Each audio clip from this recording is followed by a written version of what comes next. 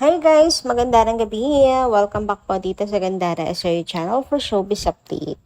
Ang tatalakayin nga natin ngayon at pag-uusapan mga kakimpaw ay syempre pumapatungkol dito sa blind item na na tumutukoy po sa kasal kung saan itugmang-tugma sa latest chika na kasal na sina Kim and Paolo. So pag-usapan nga natin yan mga kakimpaw kasi lumalago ng lumalago ang usaping ito, no? Parang hindi na lamang po siya hearsay. So, pag-usapan nga natin ang tungkol dito mga kakimpaw. Pero bago tayo magsimula, sa mga hindi pa po nakaka-subscribe sa ating channel, pakiclick lang po tayo na ating subscribe button at notification bell na nariyan sa baba para mag-updated po kayo at ma-notify tuwing may bago tayong chika at balita hinggil sa Kimpaw. Maraming salamat! And ngayon naman dumako po tayo sa atin pong pagbabasa ng comment ng ating mga subscribers bilang pasasalamat sa walang samang pagsuporta at pagtutok sa atin pong mga update. So mula po kay Miss Annalyn Hiccup, ang first comment natin ngayong gabi.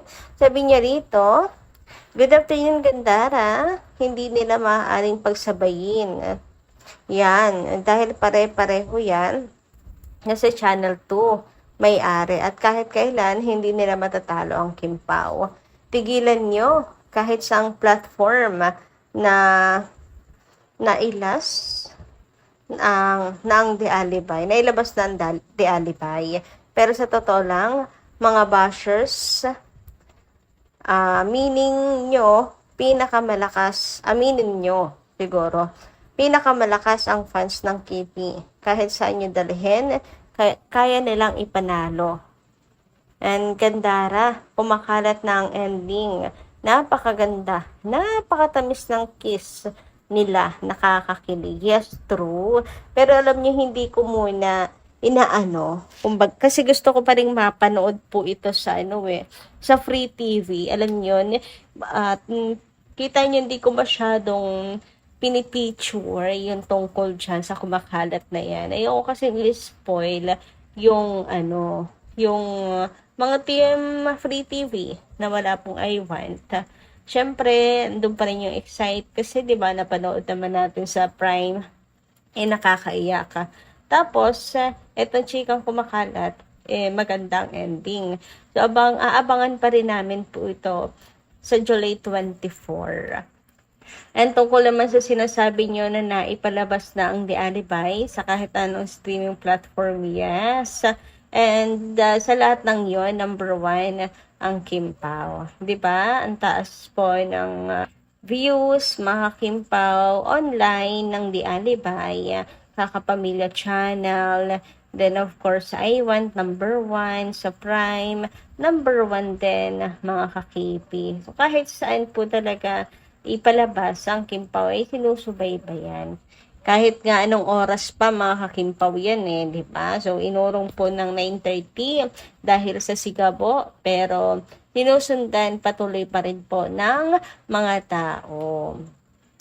Samantala, dumako naman po tayo sa mga balita natin ngayong gabing ito mga kakimpaw. And unahin na natin pag-usapan ito pong picture ni Kim and the Angelica together mga kakimpaw. So, in-upload or pinost nga po ni Miss Angelica itong picture nilang dalawa ni Kimi recently, and super happy ang mga fans na makita po muli together silang dalawa. Sa caption nga po ni Angelica P, so thankful for each and every one of you. I get to live my best life, and we're only halfway through the year. Here's to working out and working in, showing up, not showing off, laughing louder and living deeper. Cheers to life. So, kasama po si Kim. Actually, mga random pictures po yan mga kakimpa. Madaming mga pictures na pinost ni Angelica. And kasama po dito ang pictures nilang dalawa ni Kimi. Siyempre, happy tayo mga Kimpaw Lanchas and fans ni Kim. Pero subalit, ngunit, datapwat mga kakimpaw. Dahil din dito, hindi muli pong nabuhay ang usapin tungkol sa ang Becky. Kamusta na daw kaya? Kasi si Bella nga, hindi po kasama sa mga pictures na nilapag ni Angelica. So, bakit kaya? Andyan si Kim, pero si Bella wala. Anong nangyari sa friendship nilang dalawa? Nilang tatlo. Yan ang mainit na pinag-uusapan sa social media. Nabuhay muli, mga kakimpaw, ang chismis na may misunderstanding talaga sila. So, syempre tayo umaasa na sana hindi totoo, di ba mga kakimpaw? Pero dito, unti-unti kang napapatunayan na talagang merong mali. Na parang meron talagang naging problema yung tatlo, mga kakimpaw. Pero good to know na okay naman po si Angelica and si Kim. Tanging si Bella lang talaga. Ay, kailan kayo magkakaayos? Ano kaya ang naging punot dulo ng lahat ng to ng mga kakimpaw? Siguro, meron talagang hindi lang misunderstanding. Kasalanan talaga, mga kakimpaw na nagawa. Kasi kung misunderstanding lang between Kim and Bella, siguro naman hindi lalayo ang loob ng Angelica kay Bella. Kumbaga, gigit na lang siya sa kanilang dalawa. Parang ganon. Pero dito, parang bias ni Angelica si Kim. Silang dalawa na lang together. So, parang nawala sa picture si Bella. So, parang may malaking kasalanan talagang nagawa, mga kakimpaw, na parang, ewan ko, ayaw kong pumunta agad sa conclusion, pero parang malabo na mabalik yung dating friendship. Huwag naman sana betrayal ang naging problema nila. Kasi kung betrayal, malabo na talaga. Kasi si Kim Chiu, dalang-dala na po, mga kakipi, diba, sa pang-betray, ganyan. And hindi po madaling maghilom yun. May trust issue na kasi ngayon si Kim Chiu talaga. Sinusubok po talaga lagi siya ng yung kanyang trust kapag ka talagang nawala, hindi na po may babalik. Or mahirap nang ibalik yun, mga kakimpaw. And once na sinaktan mo nga si Kim ay marunong pong lumayo na sa mga tao. Lalo na yung mga taong hindi mapagkakatiwalaan, nilalayo na talaga ni Kim yung kanyang sarili. Anyway, dumako naman po tayo dito sa pa-update ni Paula Avellino sa Kopino na actually, mas lalo pong nabitin at mas na-excite ang mga fans. So sa update po ni Paula Avellino, hindi siya nag-spoil kung kailan ang taping, kung kailan na i-ere, or kailan ito papalabas, ngayong taon na ba, or next year pa, wala. Kaya mas lalong na-excite ang mga fans. Pero based sa sagot niya sa update, mga kakimpaw, more on lessons pa lang. Siguro yun nga yung Korean language, nag-aaral ng Korean language. Siguro culture na rin, mga kakimpaw, ganyan, mga kaugalian ng mga Koreano. Siguro yun. Pero taping wala pa. Meron parang kating-kating si Paolo na sabihin, pero hindi pa daw niya pwedeng sabihin. Ano kaya yun?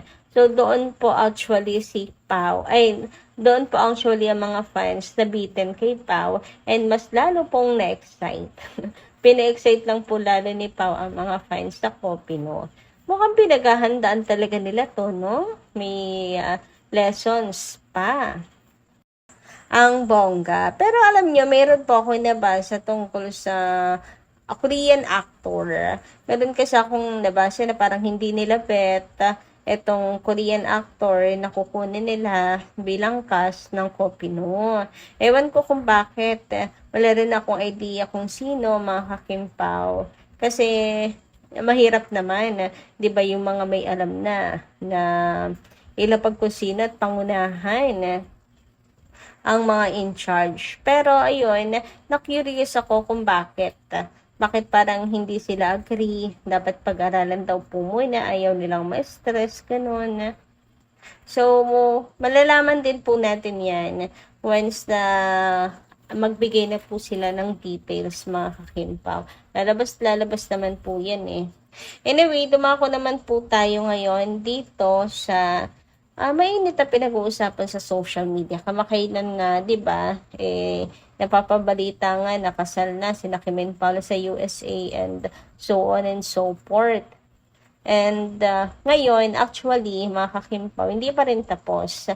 Laman pa rin po ito ng balita and na blind item pa nga, mga kakimpaw.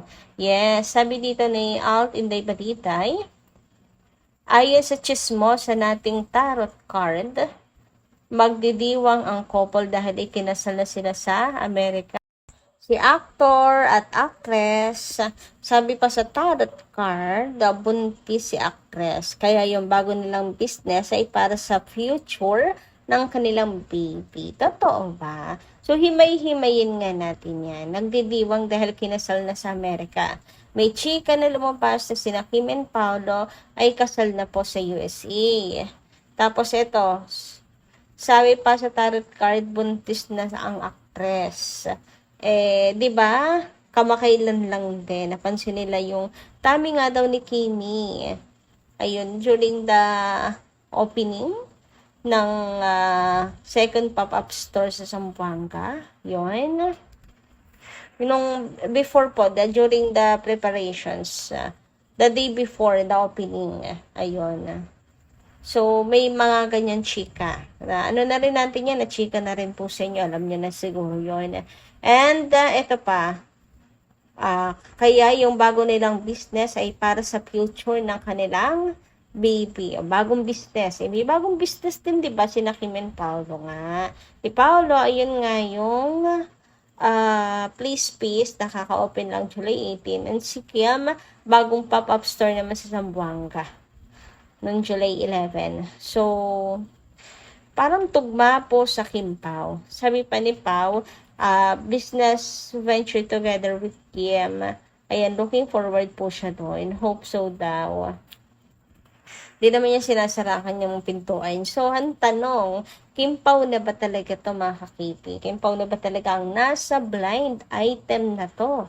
O, di ba? Mainit na pinag-uusapan sa social media. Ang dami comment na Kim Pao na ba ito? Kim Pao yan. Samantala, may post naman si Carlos Miguel sa kanyang ex account. Sabi niya, sari-sari ang mga chika na nakakarating sa akin tungkol sa Kim Pao. Pero meron akong hinihintay na confirmation galing sa sobrang reliable na tao na kilala ko. Sa kanya lang kasi ako naniniwala pagdating sa importanteng bagay tungkol sa Kim Pao. Hashtag Kim Pao, hashtag Kimchu, hashtag Paolo Avellino. So, antayin na lang din po natin ang chika ni Carlos Miguel. So, baka po tungkol din to sa kasal, yung sinasabi niyang mga sari-saring chikang nakakarating sa kanya. Pero kailangan pa kasi niyang siguraduhin kung totoo to. Ayan. Magabang na lang po tayo ng next update. Yun lang po muna guys ang ating update ngayong gabing ito. Maraming salamat po sa pakikinig. Kita kasi po muli sa susunod natin chika.